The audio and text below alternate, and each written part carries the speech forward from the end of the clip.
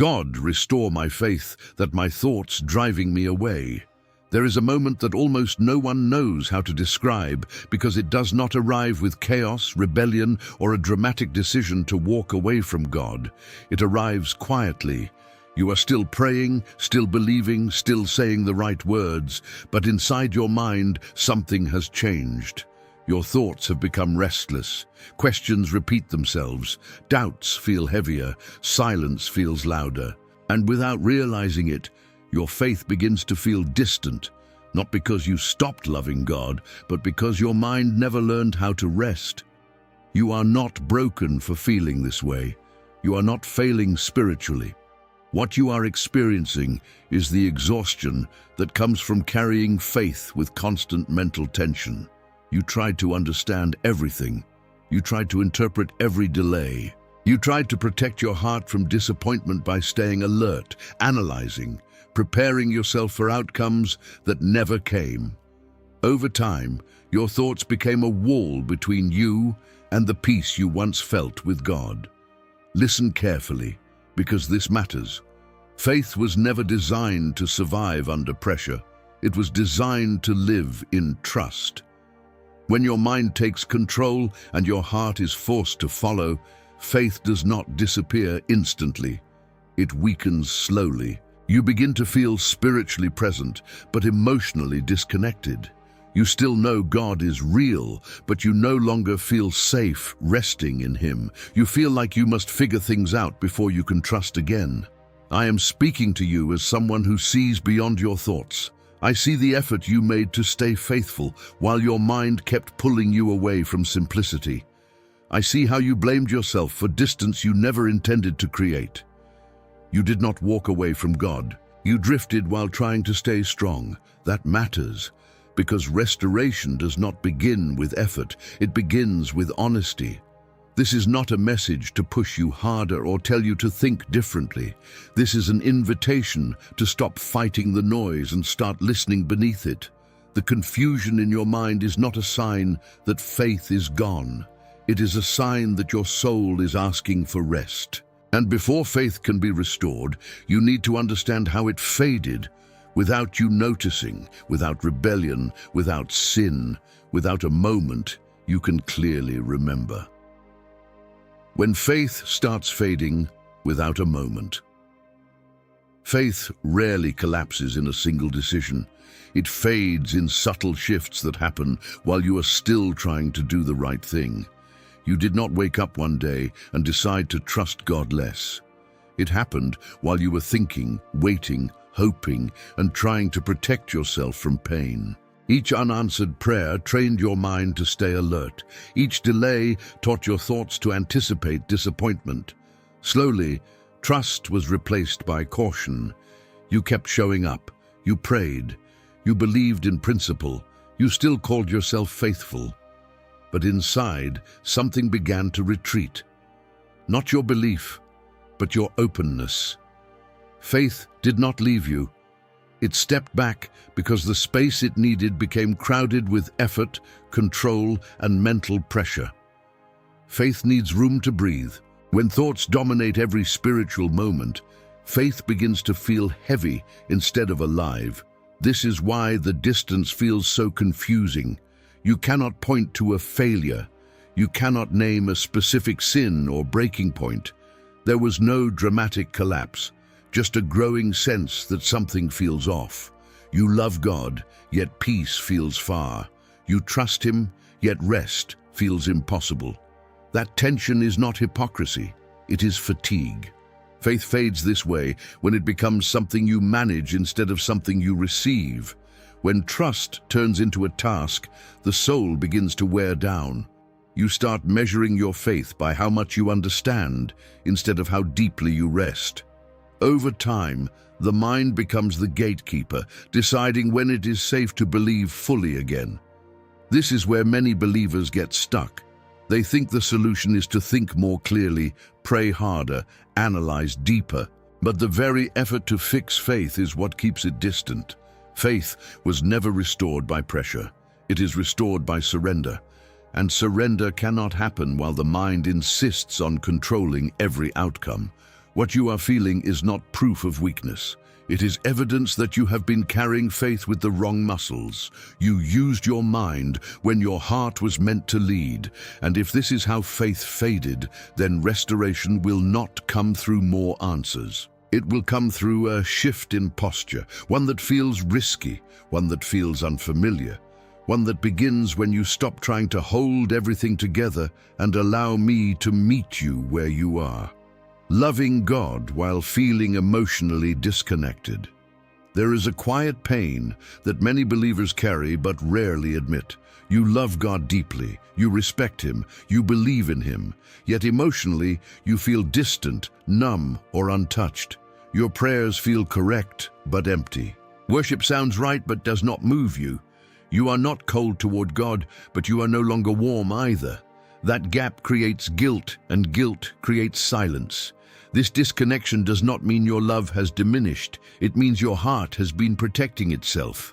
Emotional distance is often the soul's response to prolonged waiting, disappointment, or unanswered longing. When hope hurts too much, the heart learns to pull back without asking permission. You did not choose this consciously. It happened as a survival response. Many people think faith should always feel strong, emotional, and alive. When those feelings fade, they assume something is wrong with them. But love is not always loud. Sometimes love is quiet endurance. Sometimes it is staying when nothing inside you feels rewarding. That does not make your faith fake. It makes it resilient. The danger is not the numbness itself. The danger is what you begin to believe about God because of it.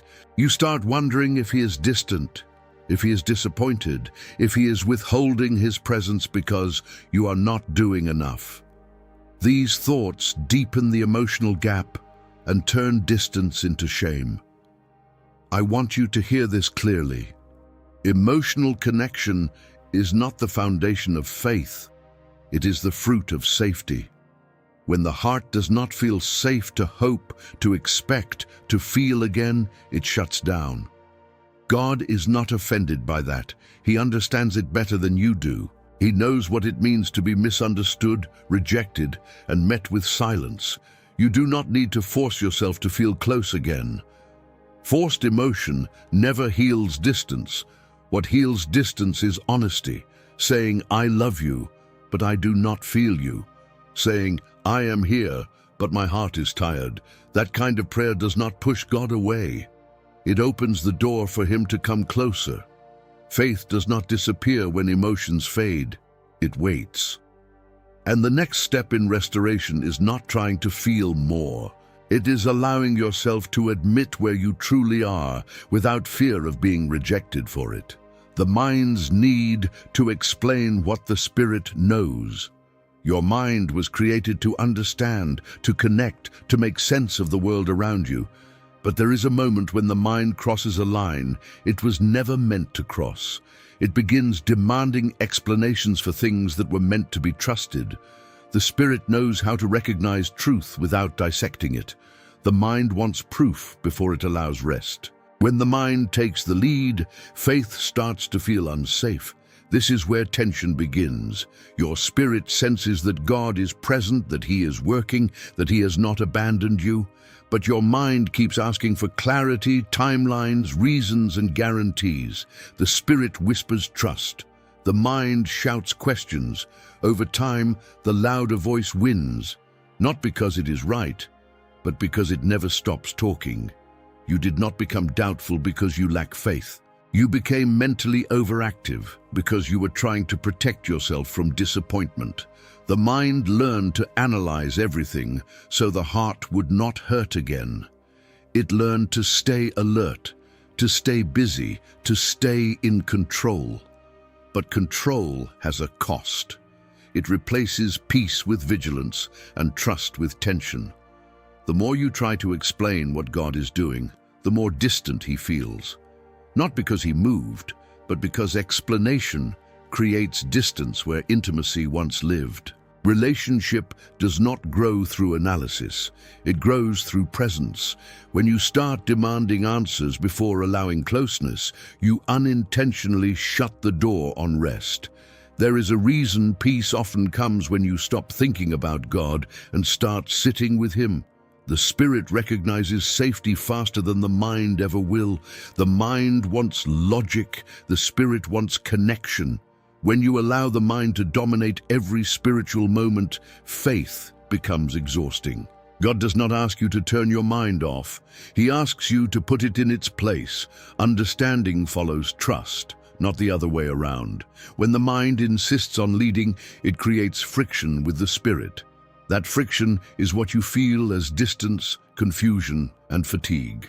Faith begins to heal when you allow yourself not to know, when you stop trying to translate everything into certainty, when you accept that some truths are meant to be lived before they are understood. Your spirit already knows what your mind is still questioning, and restoration begins the moment you let the quieter voice lead again. When thoughts begin interpreting God's silence. Silence is one of the hardest places for the mind to rest. When God does not respond the way you expect, your thoughts rush in to fill the gap. They start creating explanations, meanings, and conclusions that were never spoken. The silence itself is neutral, but the mind rarely leaves it that way. It turns waiting into rejection and delay into absence. At first, the interpretations feel logical. Maybe I did something wrong. Maybe God changed His mind. Maybe I misunderstood everything. These thoughts repeat until they feel true, not because they are accurate, but because they are familiar. The longer the silence lasts, the more authority your thoughts assume. They begin speaking on God's behalf without His permission. This is where faith becomes vulnerable, not because God is silent, but because the mind refuses to remain still. Silence was never meant to be interpreted, it was meant to be endured. The Spirit knows how to wait without accusation. The mind feels uncomfortable without information, so it creates narratives to regain control. Over time, these narratives harden. Silence becomes proof. Proof that God is distant. Proof that your prayers missed something. Proof that hope is risky. None of these conclusions come from God. They come from a mind trying to survive uncertainty. And once the mind takes that role, trust slowly steps aside. I want you to understand something important. God's silence is not absence. It is not punishment. It is not indifference. Silence is often the space where trust is invited to mature, but when thoughts rush to explain what silence means, they rob faith of its chance to grow. This is why you feel mentally overwhelmed during quiet seasons. Your thoughts are working overtime, trying to protect you from disappointment. But protection through interpretation creates distance. The more you explain silence, the less you experience presence. Faith begins to return when you stop asking your thoughts to define God's intentions, when you let silence be silence, when you resist the urge to decide what God is doing before He reveals it. Silence does not mean nothing is happening. It means something deeper is being formed. Your thoughts do not need to understand the silence. They need to stop speaking over it. And when they do, you will begin to notice that God was never as far as your mind made Him seem. The subtle fear of trusting God again. There is a fear that hides beneath doubt, and it rarely gets named. It is not the fear that God will fail. It is the fear of hoping again and being disappointed in the same place. After waiting, praying, believing, and enduring silence, your heart learned something your mouth never said. It learned that trust can hurt, so it became cautious, not rebellious. This fear does not sound dramatic. It sounds reasonable. You tell yourself you are being wise, realistic, emotionally mature. You lower expectations. You keep your prayers measured. You avoid fully leaning in. Not because you stopped believing God can move, but because you do not know how to survive another season of unanswered hope. Trust requires vulnerability. And vulnerability feels dangerous when you have been wounded by waiting. So your heart holds back, while your faith stays polite. You still talk to God, but you no longer place weight on your prayers. You speak, but you do not lean. You believe, but you do not expect. This is where faith quietly stalls. Not in disbelief, but in self-protection. You convince yourself that staying guarded is safer than risking disappointment. But guarded faith cannot experience restoration. It can survive, but it cannot heal. It stays functional, not alive. God is not unaware of this fear. He sees the way your trust pulled back to survive. He does not demand that you force yourself to believe harder. He invites you to notice what you are afraid to lose if you trust again. Often it is not faith you are protecting, it is your heart from breaking in the same place twice. But here is the truth your fear does not tell you. Trusting God again does not mean repeating the same experience. You are not the same person you were then. Your faith is no longer naive. It is deeper, wiser, and more aware. What feels like weakness is actually discernment, learning how to trust without illusion.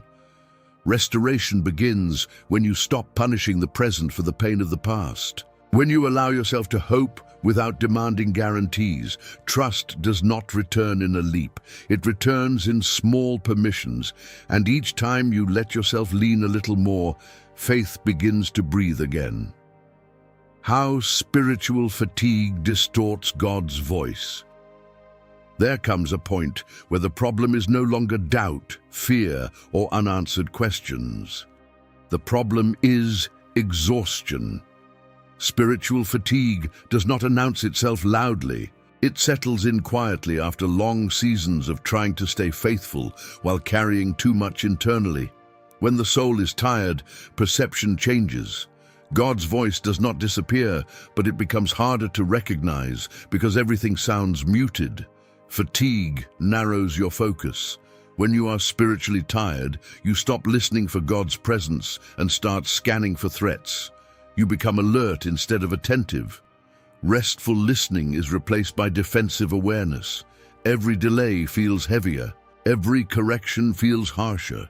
Every quiet moment feels empty, not because God changed his tone, but because exhaustion reshaped how you hear. This is how distortion begins. Gentle guidance starts to sound like distance. Silence starts to feel like rejection. Conviction feels like condemnation. Encouragement feels unreal. The tired mind filters everything through survival mode. It assumes that if something requires patience, it must be unsafe. If something is unclear, it must be negative. You might tell yourself that you are being realistic, but what you are really experiencing is depletion. Spiritual fatigue convinces you that God is harder, farther, and less tender than he truly is. It makes you interpret his voice through strain instead of trust. And the longer this fatigue remains unaddressed, the more foreign intimacy with God begins to feel. God does not speak differently to tired souls. He speaks more gently. But gentleness is difficult to recognize when you are worn down. The soul that is exhausted often mistakes softness for absence. It expects clarity when what it truly needs is rest. This is why pushing yourself harder spiritually often makes things worse. More effort does not heal fatigue. More discipline does not restore sensitivity. What restores the ability to hear God clearly is permission to stop striving, to stop performing faith, to stop proving endurance. God is not asking you to listen harder. He is asking you to rest deeper. When fatigue lifts, clarity returns naturally. His voice becomes familiar again, not because he changed, but because you are no longer listening through exhaustion. Spiritual fatigue does not mean you are weak. It means you stayed too long without rest. And when rest begins, distortion fades. The voice you thought was gone reveals it was always there, waiting for you to be still enough to hear it again. When faith feels heavier than life itself, there is a moment when faith, which was meant to be refuge, starts to feel like weight. Not because you stopped believing, but because believing began to cost more than you knew how to carry. Faith starts to feel like responsibility instead of rest, like something you must maintain rather than something that sustains you. And when that happens, even life itself can feel lighter than the burden faith has become. You still want to honor God. You still want to do what is right. But inside, faith feels demanding. It asks you to endure, to wait, to trust, to stay hopeful while everything in you feels tired. Instead of lifting you, faith feels like another area where you might fail. That pressure creates quiet resentment, not toward God, but toward the version of faith you believe you are supposed to carry. This is where many believers begin to collapse internally, not in sin, not in rebellion, but in discouragement. They stop bringing their full selves to God because they feel they are always falling short. Faith becomes something to perform, something to uphold, something that depends on their strength. And strength eventually runs out. God never intended faith to be heavier than life. Faith becomes heavy when it is disconnected from grace. When trust is mixed with obligation instead of dependence, the soul begins to suffocate. You were not meant to carry faith alone. You were meant to be carried by it. When faith feels heavy, it is often because you are trying to supply what only God can provide. You are trying to generate hope, patience, endurance, and peace from within yourself. That is not faith. That is effort wearing a spiritual name. I want you to hear this as clearly as possible. Faith is not something you hold together. It is something you lean into. When you stop leaning, it starts to feel like weight. When you start leaning again, it becomes rest. This heaviness is not a sign to give up. It is a signal to release, to let go of the version of faith that depends on your ability to endure and return to the version that depends on God's faithfulness instead. When that shift begins, faith stops crushing you and starts supporting you again. The inner conflict between control and surrender. Inside you there has been a quiet battle, and it has nothing to do with whether you believe in God.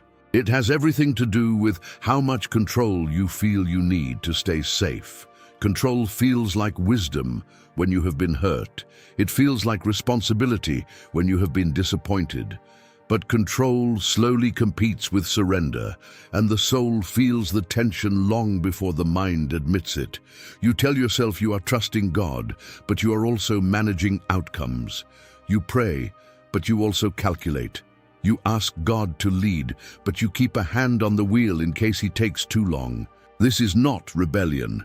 It is fear dressed as caution.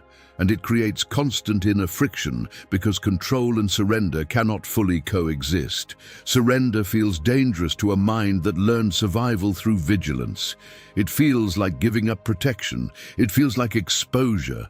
Control, on the other hand, feels stabilizing, even when it is exhausting. So you hold on, not realizing that what you are gripping is what is draining you.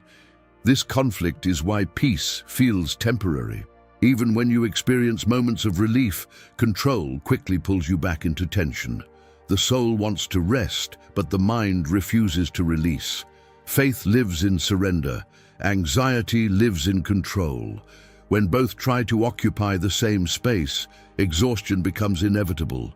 God does not wrestle control away from you. He waits. He allows you to experience the limits of holding everything together on your own, not to punish you, but to show you where rest actually lives. Surrender is not losing control. It is placing control in safer hands.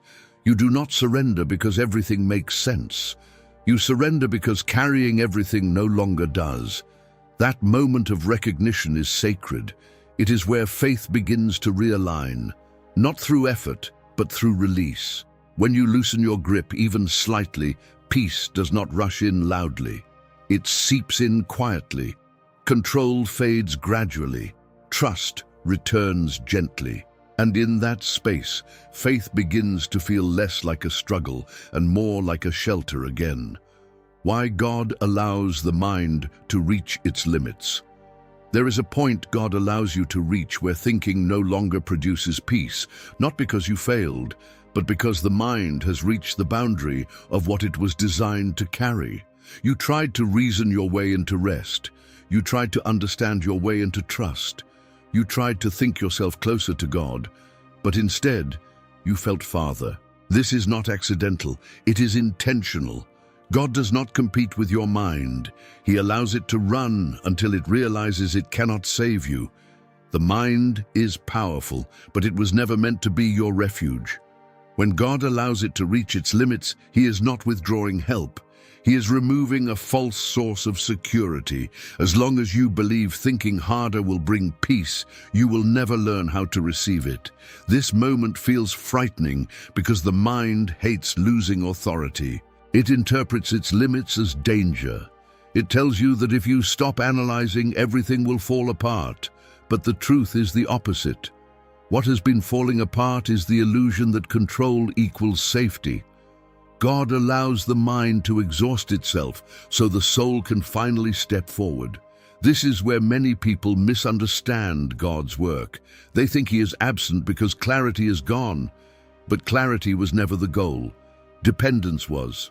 God is far more interested in who you lean on than what you understand.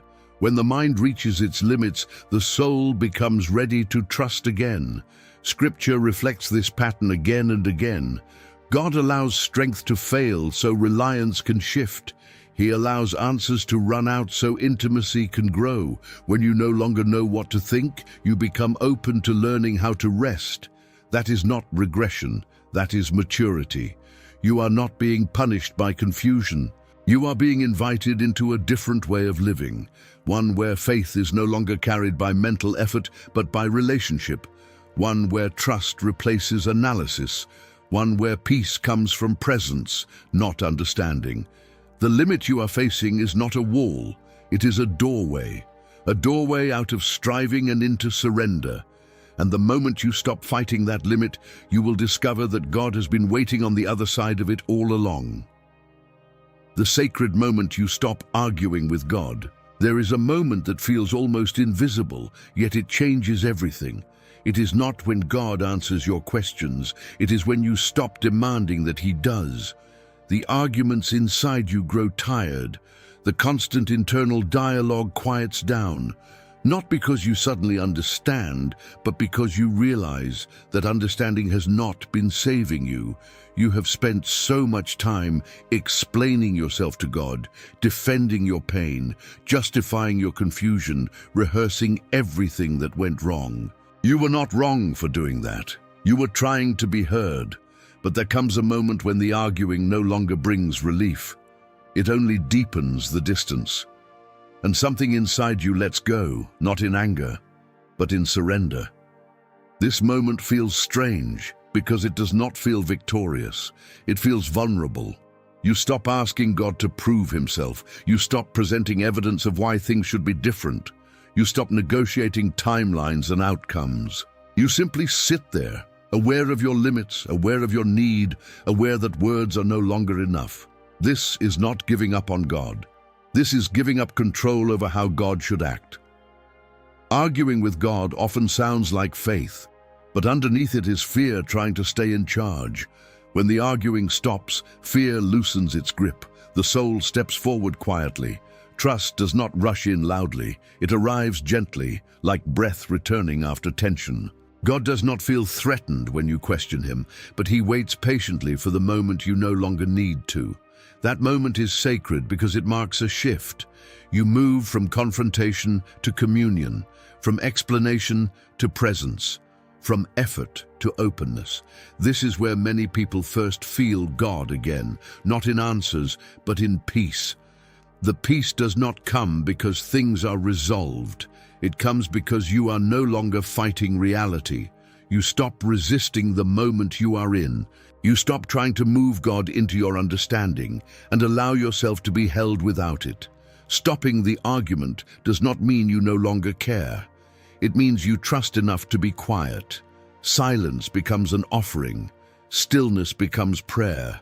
And in that space, faith begins to realign itself naturally. The arguing mind kept you busy. The quiet heart allows you to rest. And rest is where intimacy begins to return. What comes next is not clarity. It is closeness. And closeness will carry you where answers never could. Learning to sit with God without understanding. There is a kind of faith that only appears when explanations are gone. It is not dramatic, it is not loud. It is the faith that remains when you no longer know what to say, what to ask, or what to expect. Sitting with God without understanding feels uncomfortable at first because it strips away the illusion that clarity is required for closeness. You were taught, directly or indirectly, that faith grows through answers, that if you understand God's ways, you will trust Him more. But the opposite is often true.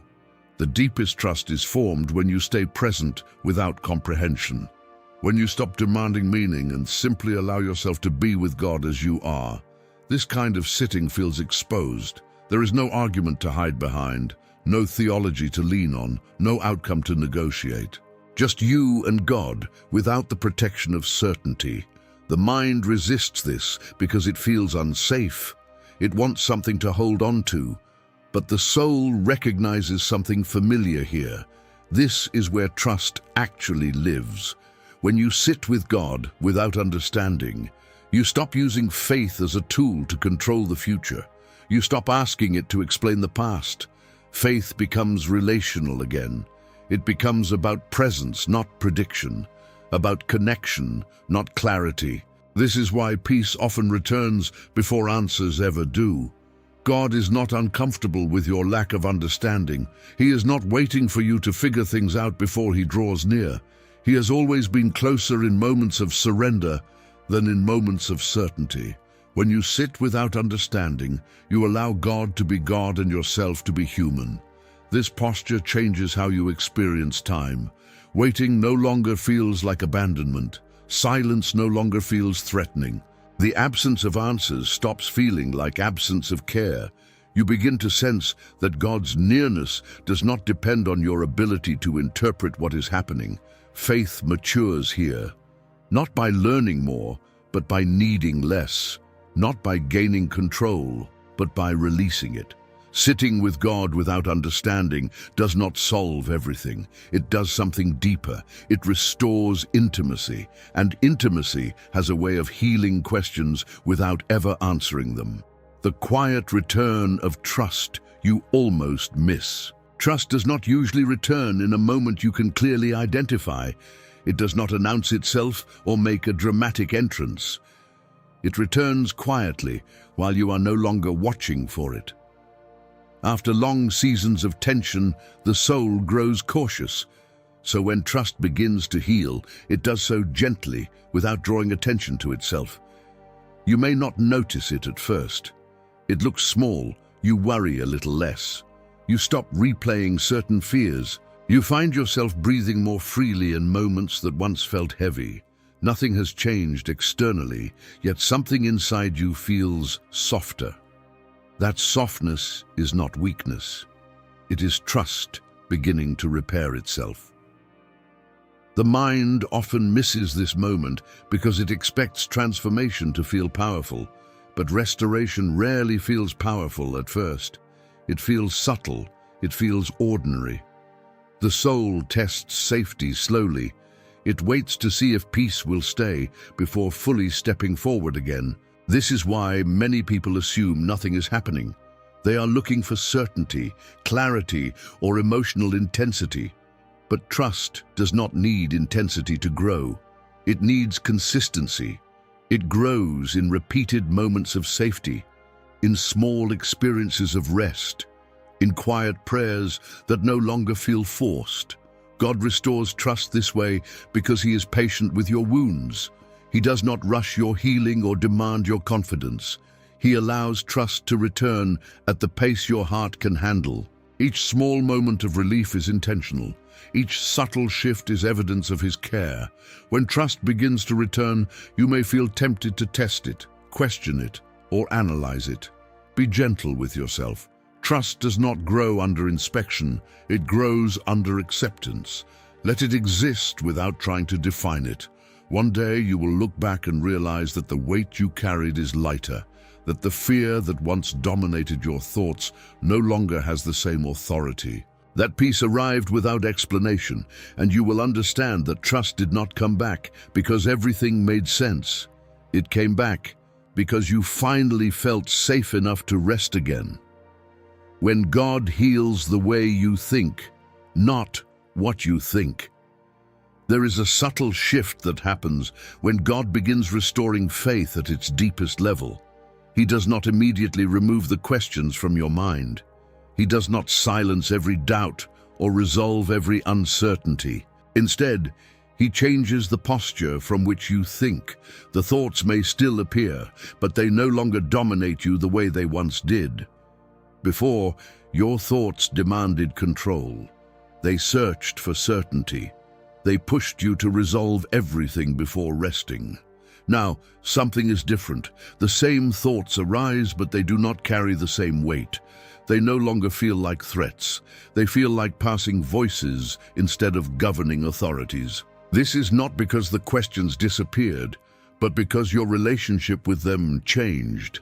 God heals the way you think by restoring trust at the core, not by editing the content of your mind. When trust is absent, every thought feels dangerous. When trust returns, thoughts lose their power to destabilize you. You stop fighting them.